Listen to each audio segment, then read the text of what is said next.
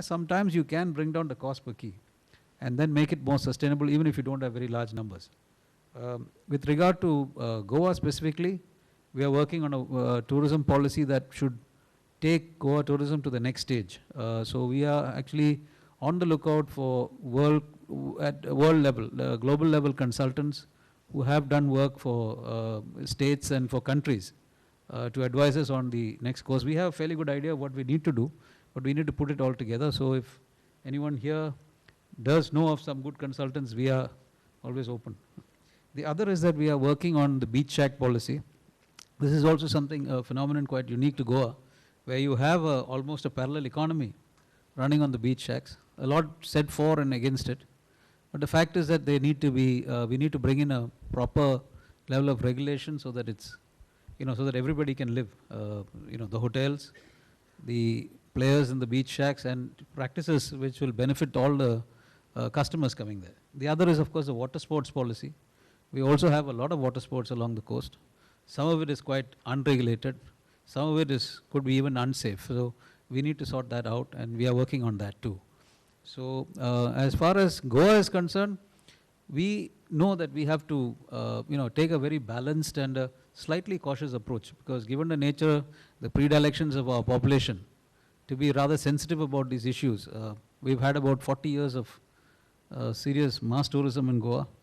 There are some signs of fatigue from the side of the population. They're asking a big question, how does all this benefit us? So we have to work out things which are more, shall we say, cautious and more thought out, and done in a way so that things happen in time and the way they're supposed to work. So we really have to bring in a new way of thinking. I mean, it's not just because tourism, as rightly put, is a multidisciplinary subject.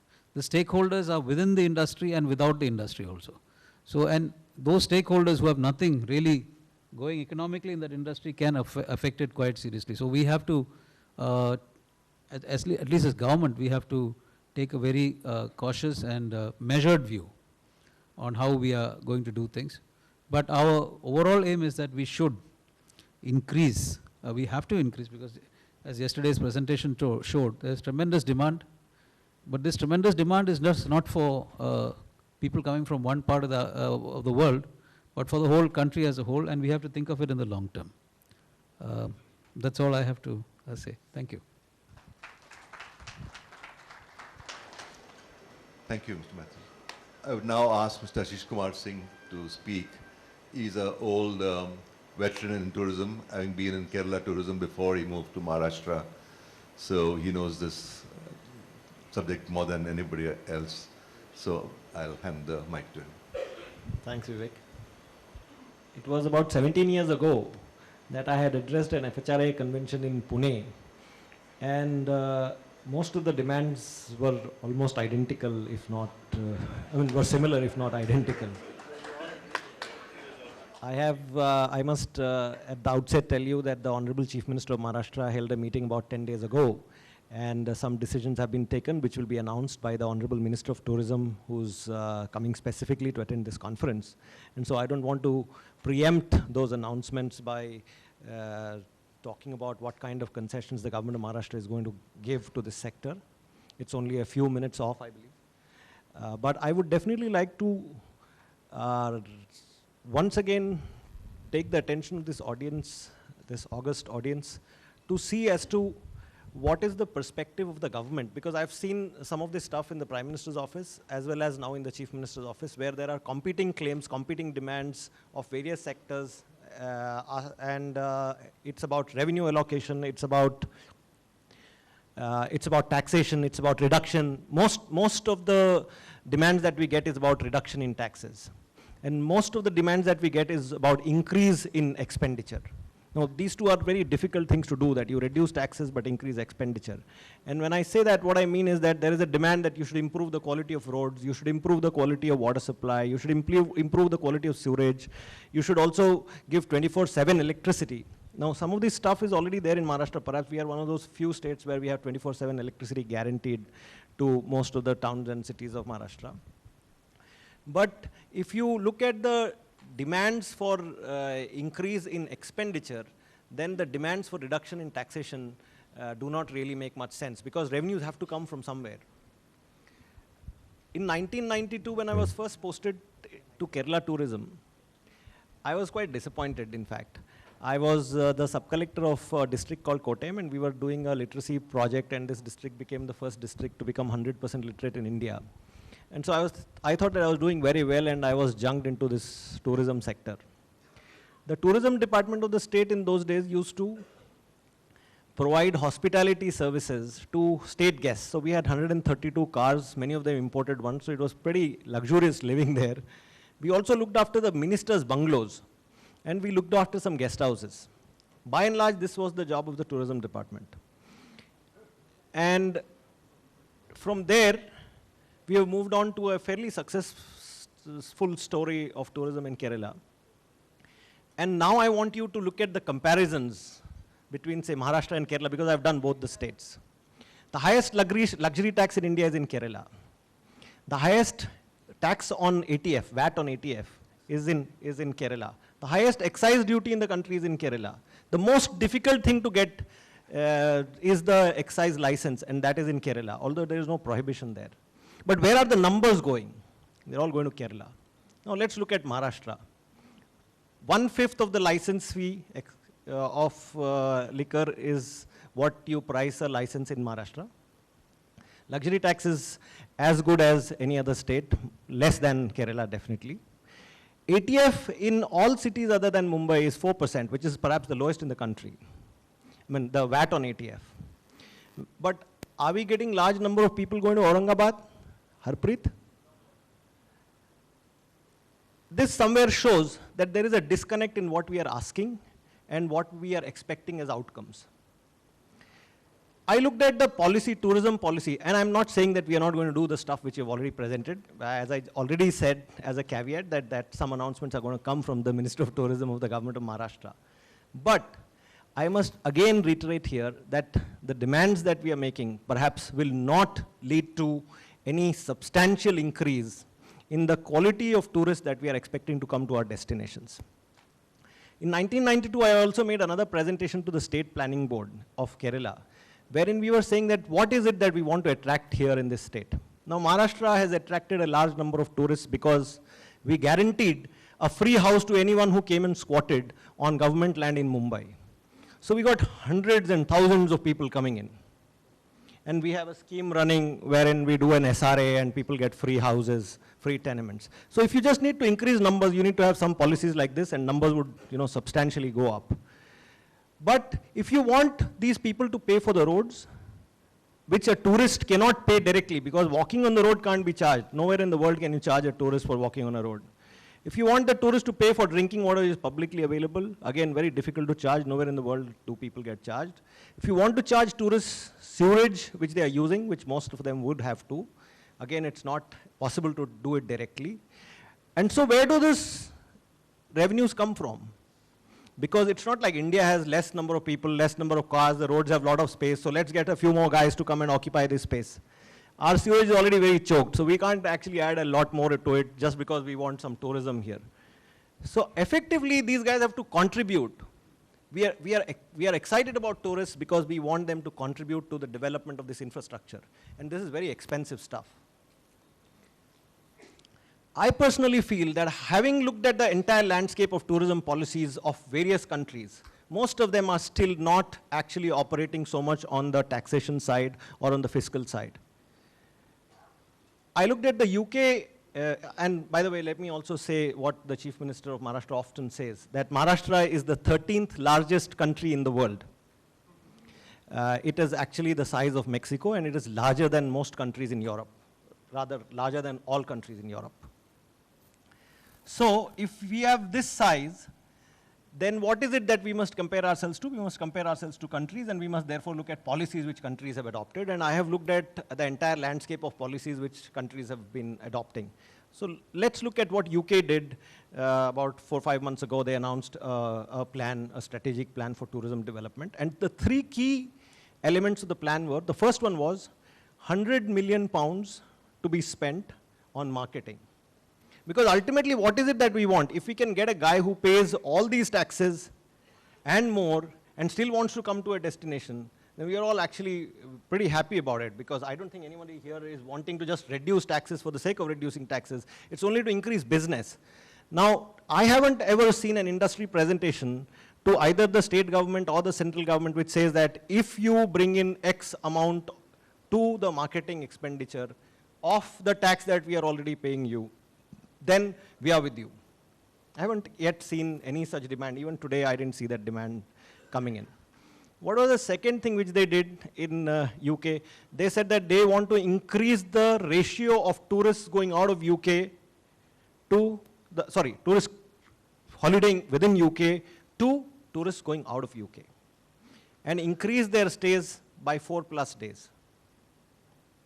Then the third thing which they said was to make this industry competitive, one of the most competitive and efficient industries in the world. Now that's where the fiscal elements come in.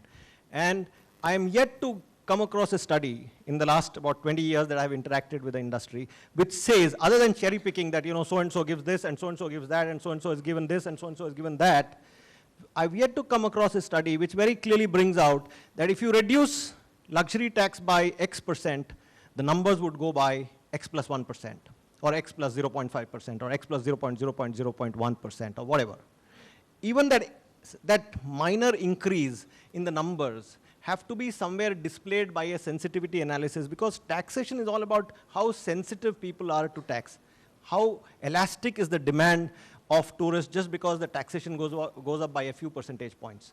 So here, I again want to appeal to all of you to look at what exactly would work for us to work together to increase the revenues which are coming out of this sector, rather than just looking at them in isolation and saying that if the taxes in such and such place were less, therefore we must have it less here. And there's a lot of cherry picking, because we really do not compare apples to apples. We compare something from somewhere and something else from somewhere else. The third thing which Mr. Simon, a very close friend of mine, is sitting here. I haven't seen a demand which says that the learning outcomes of these IHMs that we run as a part of the government need substantial improvement. We've asked for some fiscal concessions to set up institutes, but those which are already in place, if the learning outcomes are not world-class, obviously we are not going to produce world-class hospitality services. And so I personally feel that if employment is what the focus is, which is the kind of logic that we are riding on to promote this business, then we need to look at how is this employment going to get generated. Now let me give you an example of the National Skill Development Initiative, which is run by a very close friend of mine, Mr. Ramadori. And what they've done in some other sectors is to have adopted the IITIs, the technical institutes, and given them a content, coursework, and an aspect which meets the requirements of that industry. So there is an ITI in KID which has been adopted for automobile, for creating human resource which can address the automobile requirement. Am I too long? I'll take a couple of more minutes. So I think what we need to do here is to look at this entire gamut of human resources in the tourism sector. I personally feel that we still do not have very good bakers. We still do not have very good chefs who do small restaurants in various towns of India. We have some very high-end restaurants in some big cities of India, but we have not been able to get the local cuisine to be presented in smaller towns of India and smaller tourist destinations of India in the way in which we could get this manpower to feel excited about and be there. And if we look at what are the reasons why we are promoting this industry, and I must just take a point from what Vivek just said, that in case we could retire the rupee loans with external commercial borrowing with foreign loans, let me tell you that LIBOR is 4.5%. You'll get something over LIBOR. And if you add hedging costs and if you add the fluctuation in foreign currency, you are actually worse off. And therefore, nobody in the world is borrowing abroad. I mean, I haven't seen many industries in India borrowing abroad. But if you're borrowing from your dollar earnings also, even then, if you had kept your dollar and converted it, you would have got more money perhaps. because the way the dollar is moving, in 2008, the dollar was 39 bucks and today it's 55. So anyone who would have borrowed in 2007 would be dead today because the very cost of borrowing has gone up by about 40%. Therefore, I think we need to do a lot more research on this front. I mean, I'm not denying, if anyone here wants to have external commercial borrowing, let me also tell you that that is allowed today. It is not like external commercial borrowing is not allowed, it's just that we are not borrowing. We're not even borrowing from the Japanese who are actually providing yen loans at 0% rate of interest. It's not even over LIBOR. Because the cost of borrowing isn't coming out to be less than the cost of borrowing internally. And the risks of borrowing are much higher. So having looked at these whole range of issues, I would suggest that as an industry, we all need to get together and look at what demands we need to place. Because you need to look at success stories and say that Kerala was successful because it has high luxury tax, because it has very difficult regime to take liquor license, because it has very high VAT on ATF. If I say this, would anyone here in the house actually agree? But Aurangabad is not a success story. It has very low ATF, 4%. We could perhaps bring it down to 0 because nobody's feeling ATF there. I went to Aurangabad when I joined Maharashtra Tourism, and I was surprised to find a hotel room of a 5-star deluxe hotel at 1,800 rupees with taxes. Now, and even then, it was not like the hotel had, hundreds and thousands of guys lining up there that, this is a 5-star deluxe hotel available for 1,800 bucks. And just before that, I had actually done a long-term deal with a company which brings in charters which are supposed to bring in actually low-end tourists, as we call it in our parlance, at $100 a night for a hotel which I had been involved with in renovation in a place called Kovalam in Kerala. So I personally feel that we need to look at success stories, we need to learn from them, we need to bring all those learnings into our presentations, and then I'm sure we'll all be taken much more seriously than we are today. Thank you very much, ladies and gentlemen.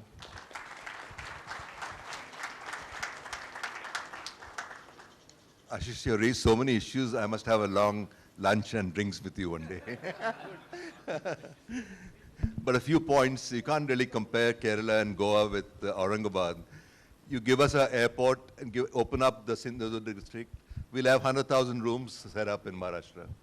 You must have logistics to attract flights and tourists. In fact, the new committee set up, on coastal regulations, coastal resorts and backwaters, has the Maharashtra Secretary of Tourism. And so if you can get either, the cardinal rule is that when you have a 8 or 9 hour flight from Europe or from any of these countries, the tourist who gets off at the airport, he doesn't want to travel more than 1 hour to the resort. You give him a resort 3 hours away after a 9-hour flight, he's not going to take it. So these are the reasons why you need to have a good connectivity. And various other reasons, I think we'll have drinks and lunch. You need more money. But now airports are allowed under the private scheme. You can acquire land and set up your own private airport, like what's done in Cochin Airport and other places. So each of the points I have answers to. We'll have the Q&A a little later. Can I have Madhya Pradesh? Good morning. I'm very happy to be here. It's a very new sector for me. I have just joined 45 days back. In the morning, I was traveling with my Chief General Manager Marketing, and I saw the pictures Goa. I have visited here a year back. So I just told him what has to be done to improve tourism in Goa, or for that matter, at any place in India or in the world. The biggest help that can be given to any industry is just just lessen the harassment which is there while getting the NOCs and then other permissions and the licenses. The government can be very handy if they can have fast-track clearances at one place, and then if it can be done within a certain period of time. I'm very happy to announce that in Madhya Pradesh, not only that Madhya Pradesh has given tourism and industry status just 4 or 5 days back in the previous cabinet, we are going to publish the rules where the entire permissions, etc., will be given by, as industry gets its from TRIFAC, That is one body which looks after the entire single window clearance thing. The entire thing of tourism will also be there from Trifec itself. And there will be interdepartmental coordination, and there will not be any kind of harassment whatsoever. We are trying to achieve that. Madhya Pradesh is the only state in entire India which has started the Public Seva Guarantee Yojana, which is Public Seva Guarantee Act. And by that, we have started giving public services in 52 items, where we have decided that we will give some time frame where we will have to complete those services, and the person who has applied for the service should get it. So I'm very sure that sooner rather than the later, these kinds of licenses, etc., which are always pending with officers like us, it will be there in the Public Services Guarantee Act, and it will be rather very easy for you people to invest in Madhya Pradesh, and that will be the first state to do that, and we are trying for that also. Our Chief Minister, sir, is very keen to meet the investors one-to-one, and every Monday, mind you, every Monday at 3 to 4 o'clock in the afternoon, he meets investors and one-to-one, and if there is any problem which can be resolved, he tries to resolve it with the help of the officers. So Madhya Pradesh in the direction of moving towards single window clearance through industrial say single window, that is Trifec. So we are moving in a very fast way. Second thing, some of the points which have been mentioned here, one point was regarding floor area ratio, etc.